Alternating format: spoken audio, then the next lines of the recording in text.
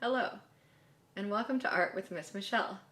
Today we're going to learn about a very interesting artist named Marcel Duchamp. Marcel was an artist from France. He was born in 1887 in France, and he had a very large family. There were 7 children, including himself, so he had many brothers and sisters, and his grandfather was a painter. And when he was growing up, his house was filled with art, and his family liked to do a lot of really fun artistic things together, like play chess, paint, sing, and make music together, and read lots of books. And out of his whole family, 4 of his siblings, including himself, so himself and 3 other siblings, all became successful artists. When he was growing up, his art teacher tried to protect him from Impressionism. So we've learned about Van Gogh and different Impressionist artists and how their new style of painting was not widely accepted by some people. And Marcel Duchamp's art teacher was certainly one of these people, and tried to hide the new art form from her students. But of course he found out about it because it was pretty well known. And he was very interested by these new ideas and different ways of doing art and different art concepts. He wasn't as interested in Impressionism. He was more interested in Cubism, like Picasso, and he started doing the Cubist style, but he gave it his own twist.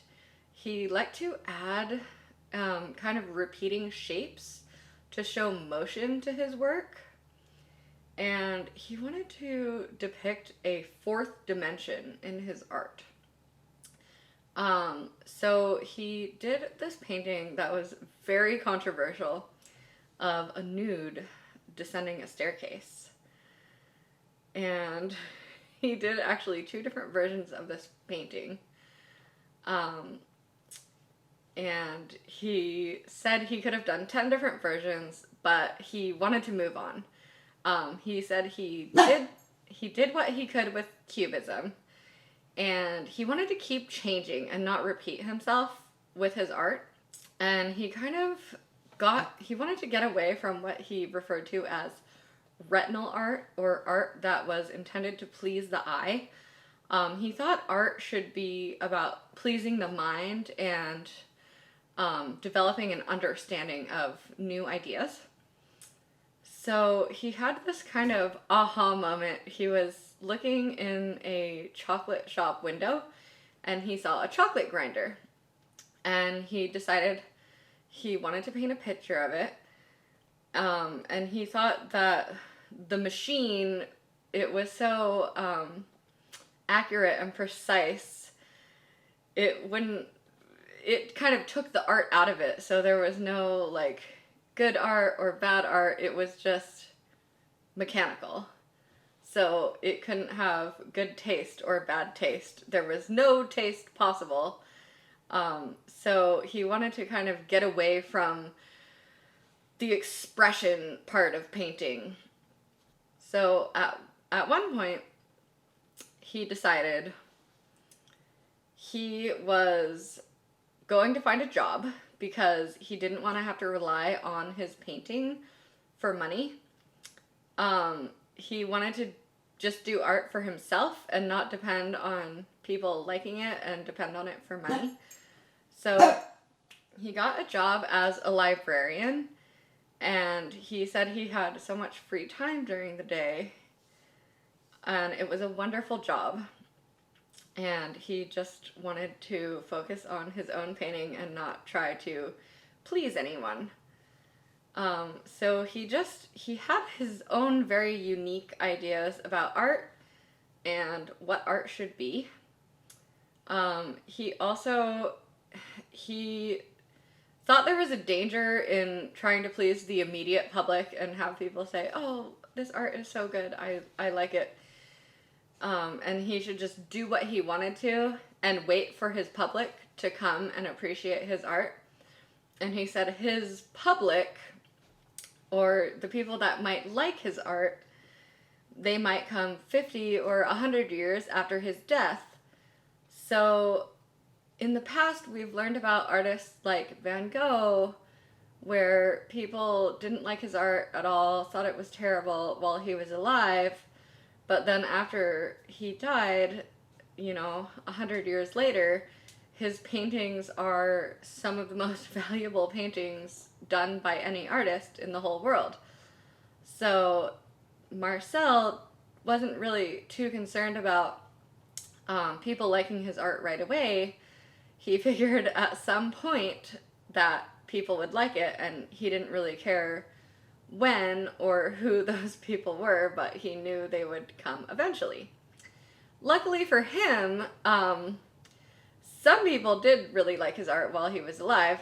Some people did not. So it was very controversial. He had probably the same amount of people that liked his art as that did not like his art. And he did some very interesting pieces. So he kind of wanted to take, like I said, with the mechanical aspect, the humanization out of his art. And he got this funny idea of doing ready-made art. So he would basically take something that was already made and sign it and say, here's my art. So his first ready-made piece, he just took a bicycle wheel and took it off a bike and attached it to a stool. And that was his ready-made art. And he said it was just something kind of nice that could move in the room, like a fire burning in the fireplace or a wheel turning on a stool. And it was just kind of there. Probably his most famous ready-made piece of art is the fountain, which you might recognize as something else. And he had a lot of these, and it kind of caught on with other artists, and it really made people question the idea of what art really is. So if you're a famous artist, can you just take a shovel and write your name on it and say, it's already made, here's my art, I signed it, it's my ready-made piece of art? And I would say the answer is yes, because he did that, and a lot of this art is still in museums today. So it was just a really funny idea that kind of caught on. Of course, some people really hated this and thought it was really ridiculous, but I think by the time he was around, enough other artists had introduced new ideas to where some of these new ideas could be accepted by at least some people. So one of his famous pieces is called The Bride Stripped Bare by Her Bachelors Even. And it's on a very large piece of glass with 2 panels. And he used lead and some other things to draw an abstract picture of, it's more of a sculpture, I would say, than a picture, but there's a bride on one panel, and then on the other panel of glass, there's her bachelors that look like they're kind of stuck in, like an industrial area, and they can't get out, so they're kind of like stuck in the machine.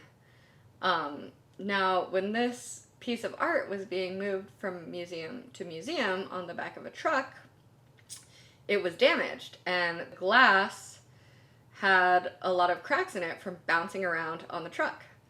Now, a lot of artists would be pretty upset if a really big piece of their work got damaged, but he decided that it was fantastic, and he said the more he looked at it, the more he liked it, and he thought the cracks showed a good amount of symmetry. It wasn't like regular shattered glass.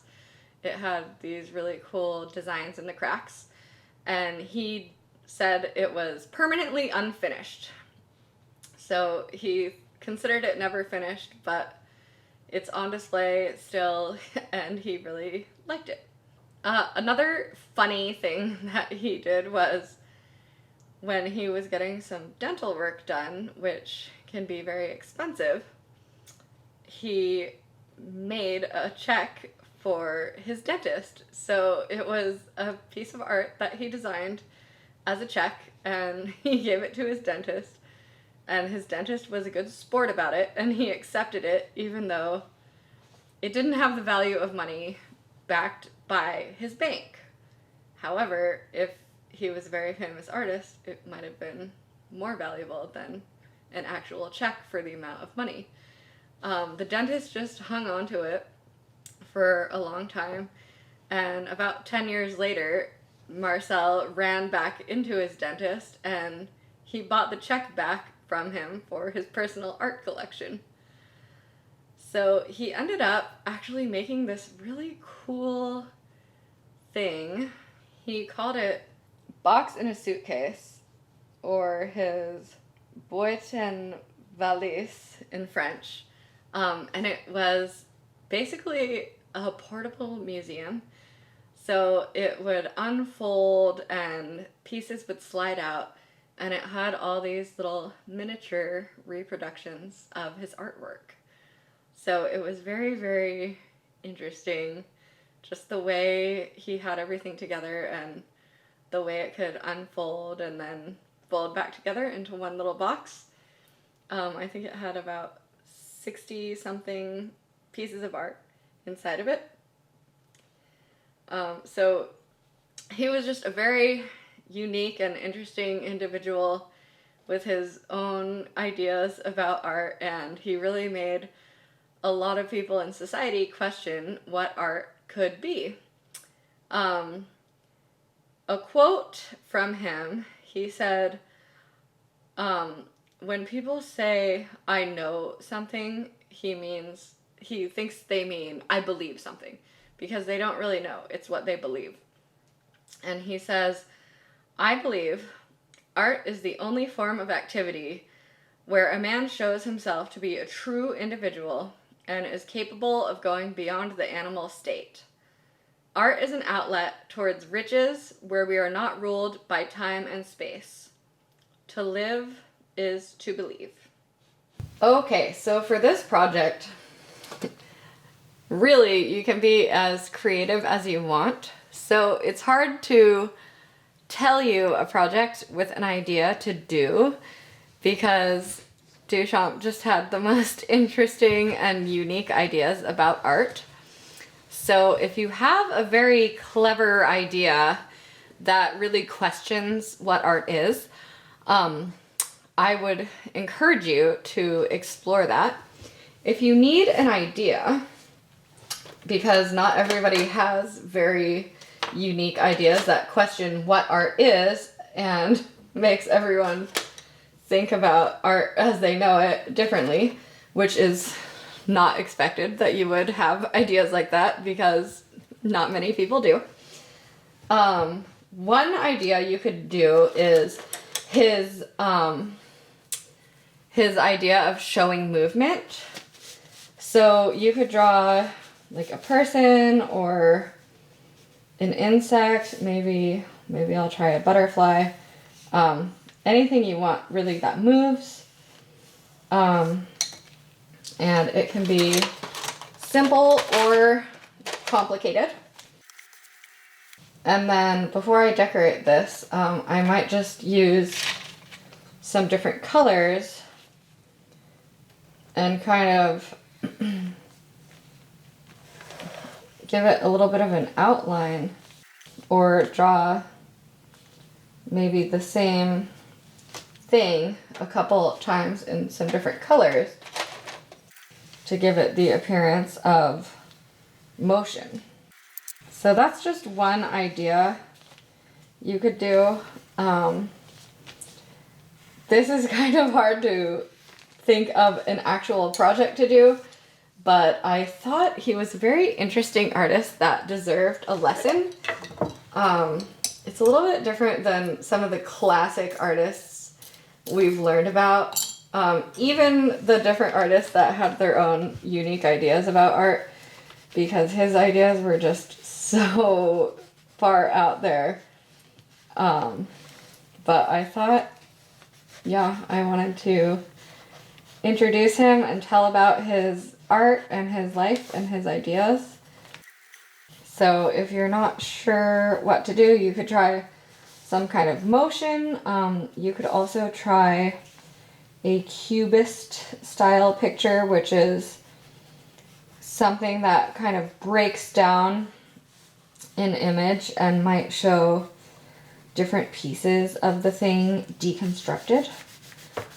So if you, like, Picasso did a lot of guitars and violins, so he would show like different parts of the instruments in different parts of the picture. They wouldn't all be put together and look like the instrument in real life. So yeah, you can just see what inspires you and do something fun and creative, and maybe even something that challenges the mind.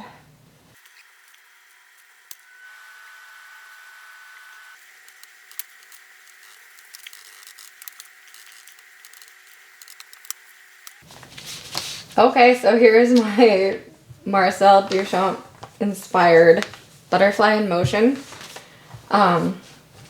I hope you liked this video, and I hope you liked learning about Marcel Duchamp and his unique ideas about art.